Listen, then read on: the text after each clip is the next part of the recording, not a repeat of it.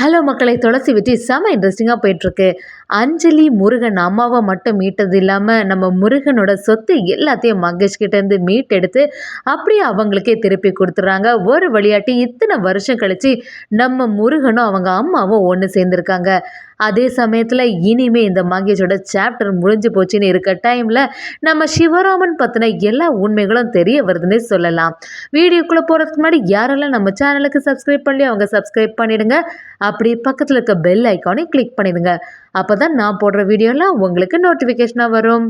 மகேஷும் உங்களுக்கு முன்னாடி இனிமேல் நடிக்க வேண்டிய தேவையே இல்லை, ஏன்னா உங்களுக்கு தான் இப்போ உண்மையெல்லாம் தெரிஞ்சுட்டே அப்படின்னு சொல்லிட்டு ரொம்பவே கெத்தாக பேச ஆரம்பிக்கிறாங்க. அஞ்சலி, நீ ஏன் கூட தான் வாழ்ந்தாகணும். இன்னும் நான் கெட்ட தாலி உங்ககிட்ட தானே இருக்கு. நம்ம குழந்தையோட எதிர்காலம் பற்றி கொஞ்சமாவது யோசிச்சியா? நம்ம எல்லாரும் சேர்ந்து குடும்பமாக இருக்கலாம் அப்படிங்கிற மாதிரி நம்ம அஞ்சலியை பேச வரும்போது அஞ்சலி செம அதிரடி அவங்கள்ட்ட, இன்னும் நான் இந்த தாலியை எடுத்து வச்சிருக்கேன் பார்த்தியா, அதனால என்ன சொல்லணும், எப்போவாவது நீ திருந்த மாட்டியா, இல்லைனா ஏதாவது ஒரு சான்ஸ்ல நல்லவேன்னு எனக்கு புரியாதா அப்படிங்கிற மாதிரி யோசிச்சுட்டு இருந்தனால தான் நான் இது வரைக்கும் இந்த தாலியை வச்சிருந்தேன். இனிமே இது தேவையில்லைன்னு சொல்லிட்டு அப்படியே கலத்தி மகேஷோட ஃபேஸ்லேயே அப்படியே தூக்கி எறிகிறாங்க. இதை மகேஷ் கொஞ்சம் கூட எதிர்பார்க்கல. மகேஷ் அவங்க ஆக்டிங்கை கொடுக்க ஆரம்பிக்கிறாங்க. அஞ்சலி, நீ இல்லைன்னா நான் என்ன ஆகுவேனே தெரியாது. உன் மேலே ரொம்பவே அன்பாக இருக்கேன். உன்னால தானே நான் இது வரைக்கும் இவ்வளோ வேலைகள் செய்தேன். அது மட்டும் இல்லாமல் எவ்வளோ பேருக்கு நான் ஹெல்ப் பண்ணியிருக்கேன் தெரியுமா அப்படிங்கிற மாதிரி சொல்லவும் அஞ்சலியும் சொல்ல ஆரம்பிக்கிறாங்க. என்னோட அண்ணனை ஏமாத்தின மாதிரி எத்தனை பேரை ஏமாத்தி இந்த பொசிஷனுக்கு வந்தேன்னு எப்படி தெரியும் எங்களுக்கு எல்லாம். இத்தனைக்கும் உன்னோட சொத்து இது கிடையாது, என் அண்ணனோட சொத்தை தான் நீ அபகரிச்சு வச்சிருக்க அப்படிங்கிற மாதிரி நம்ம அஞ்சலி செமையா கேள்வி மேல கேள்வி கேட்குறாங்க. அதை பார்த்துட்டு இருந்த மகேஷும், என்னதான் அவங்கள்ட்ட சொத்து இருந்தாலும் அவங்கள்ட்ட ஃபர்ஸ்ட் கொஞ்சம் தான் இருந்து, அதுக்கப்புறமா இந்த சாம்ராஜ்யத்தை உருவாக்குனதே நான் தானே, அதுக்கப்புறமா இப்படி பேசாத அஞ்சலி, எப்படி என் கூட வா அப்படிங்கிற மாதிரி கூப்பிட்டாலும் நம்ம அஞ்சலி போற மாதிரி இல்லை. அது மட்டும் இல்லாமல் இன்னொரு உண்மையை சொன்னால் எல்லாருமே ஆச்சரியப்படுவாங்க.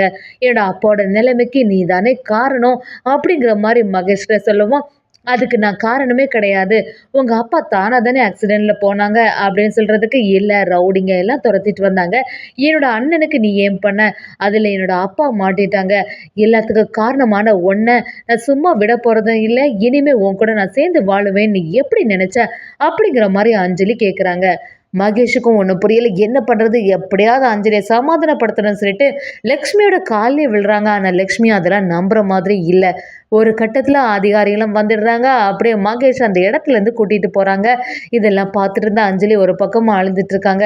இப்படி நம்ம லைஃப் ஆகிட்டு அப்படின்னு ரொம்ப வருத்தப்பட்டுட்டு இருக்காங்க. துளசி அஞ்சலி கிட்ட வந்து, அஞ்சலி நீ எதுக்குமே கவலைப்படாத, இனிமேல் நல்லபடியாக இருக்கும், எதை பற்றியும் யோசிக்காத, இனியாவது உன்னோட வாழ்க்கை நல்லபடியாக இருக்கணும் அப்படின்னு சொல்கிறாங்க. நம்ம லக்ஷ்மி முருகன் அம்மாட்ட வந்து, நீ எதுக்குமே கவலைப்படாத, இத்தனை வருஷமாக இப்படி அடைச்சி போட்டிருக்கானே பெரும் பாவியமே எல்லாம் அப்படிங்கிற மாதிரி சொல்லிட்டு, சரி வா ஃபஸ்ட்டு வீட்டுக்கு போகலாம், நீ எப்படி வாழ்ந்துட்டு இருந்தவா, இப்படி ஒரு நிலைமை உனக்கு ஆயிட்டே அப்படின்னு சொல்லிட்டு ரொம்பவே வருத்தப்பட்டு லக்ஷ்மியும் நம்ம முருகன் அம்மாவை வீட்டுக்கே கூட்டிட்டு போறாங்க. இத்தனை வருஷமா தன்னோட அம்மாவை பார்க்க மாட்டோமா அப்படின்னு சொல்லிட்டு ஏங்கிட்டு இருந்த நம்ம முருகனும் இப்ப பயங்கர சந்தோஷத்துல இருக்காங்க. நம்ம நினைச்ச மாதிரி அம்மா பக்கத்துல வந்துட்டாங்க, எப்படியாவது நல்லபடியா இருக்கணும்னு நினைக்கிறாங்க. ஆனா அதே சமயத்துல முருகன் அம்மாவும் ரொம்பவே ஃபீல் பண்ண ஆரம்பிக்கிறாங்க. முருகா, உன்னோட நிலைமை இப்படி ஆயிட்டே, நீ நல்லா தானே இருந்த, உனக்கு இப்படி வாய் பேச முடியாம ஆனதுக்கு காரணம் அந்த மகேஷ் தானேன்னு சொல்லிட்டு அவங்கள அப்படியே ஹக் பண்ண போகிறாங்க. நம்ம முருகனும் அம்மா பாசத்தில் இருக்காங்கன்னே சொல்லலாம்.